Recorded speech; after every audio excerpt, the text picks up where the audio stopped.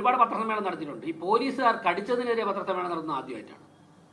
ഞാൻ ചോദിക്കട്ടെ, ഇത് എവിടുന്ന് പഠിപ്പിച്ച ഏത് ക്യാമ്പിലാണ് കടിക്കാൻ ട്രെയിനിങ് കൊടുക്കുന്നത്? നിങ്ങൾ DGPയോട് ചോദിച്ചു നോക്കണം.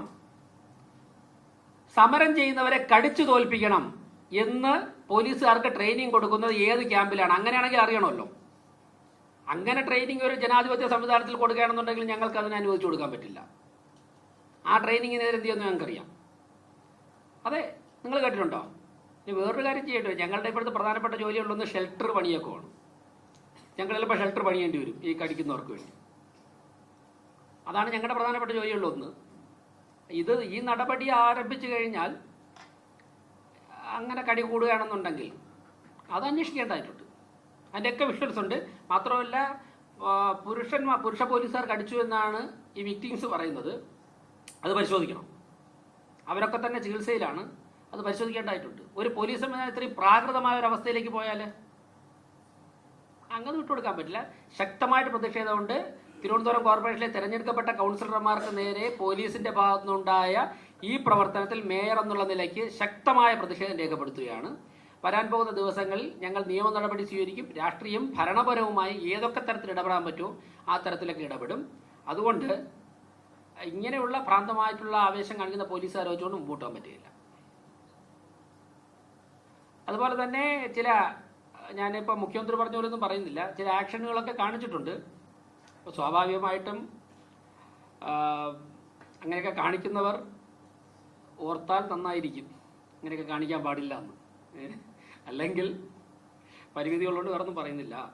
കടിക്കുക മാത്രമല്ല, നിങ്ങൾ ഈ വനിതാ കൗൺസിലർമാരെ കണ്ടു നോക്കുക. അവരുടെ ശരീരത്തിൽ എന്തൊക്കെയാണ് ചെയ്തതെന്ന് ഈ പറഞ്ഞ പേരുകാരൻ, ഈ നൗഫൽ എന്തൊക്കെയാണ് ചെയ്തതെന്ന് മാധ്യമപ്രവർത്തകർ ഇത് കഴിഞ്ഞിട്ട് നേരെ പോയിട്ട് ഈ കൗൺസിലർമാരെ കാണുക. ഞാൻ പത്രസമ്മേളനത്തിൽ പറഞ്ഞത് അതിലപ്പുറമുണ്ട്. അവരുടെ പരാതികളുടെ കാര്യങ്ങളൊക്കെ ഉണ്ട്. കടിക്കുകയും ചെയ്തിട്ട് ശരീരത്തെ സ്പർശിക്കുകയും ചെയ്തിട്ടുണ്ട്. ഞങ്ങൾ ചോദിക്കുന്നത്, വനിതകളെ മർദ്ദിക്കാൻ വേണ്ടി അവരുടെ ശരീരത്തിൽ സ്പർശിക്കാൻ വേണ്ടി പുരുഷ പോലീസിന് എന്താണ് അധികാരം? വനിതകളുടെ മാർച്ചാണെന്ന് തലേ ദിവസം തന്നെ അറിയിച്ചിട്ടും 5 വനിതാ പോലീസുകാരെ നിർത്തിയിട്ട് ബാക്കി മുഴുവൻ പുരുഷ പോലീസുകാരായിരുന്നു. ആരാണ് ഇതിന് നിർദ്ദേശം കൊടുത്തത്? പുരുഷനാണ് കടിച്ചത്. പുരുഷ പോലീസുകാർ കടിച്ചു എന്നുള്ള പരാതിയാണ് കൗൺസിലർമാർക്കുള്ളത്. അത് വസ്തുതയാണ്. ഞങ്ങൾ ഇന്നലെ രാത്രി ഞാൻ പോയി മുൻ കേന്ദ്രമന്ത്രി ശ്രീ വി മുരളീധരൻ ഉൾപ്പെടെ ഉള്ളവർ ആശുപത്രിയിൽ പോയി ഇവരുമായിട്ട് സംസാരിച്ച് അത് ബോധ്യപ്പെട്ടതിന്റെ അടിസ്ഥാനത്തിലാണ് ഞങ്ങൾ പത്രസമ്മേളനം വിളിച്ചത്. ഇന്നലെ ഞാൻ വിളിച്ചില്ലല്ലോ.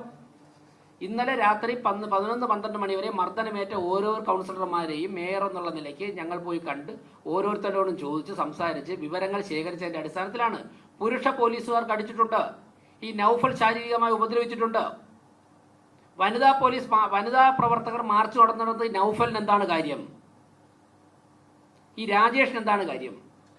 എന്താ തിരുവനന്തപുരത്തുള്ള ക്യാമ്പിൽ വനിതാ പോലീസുകാരും ഇല്ലേ? അവരെല്ലാം മാഞ്ഞു പോയോ? ഒരു 250 മഹിളാ മോർച്ച പ്രവർത്തകരെ കൗൺസിലർമാരെ പ്രിവെന്റ് ചെയ്യാനുള്ള വനിതാ പോലീസൊക്കെ അങ്ങനെയാണെന്നുണ്ടെങ്കിൽ പോലീസ് സംവിധാനം പിരിച്ചു വിടട്ടെ. കടിക്കുന്ന ആൾക്കാരെ ഇവിടെ ഉള്ളൂ. അത് DGP ഉൾപ്പെടെ മറുപടി പറയണം. തീർച്ചയായിട്ടും. പിന്നെ അതും അതിലപ്പുറവും പോകും. ഞാൻ നേരത്തെ പറഞ്ഞല്ലോ ദേശീയ പട്ടികജാതി കമ്മീഷനിലേക്ക് പോകുന്നുണ്ടെന്ന്.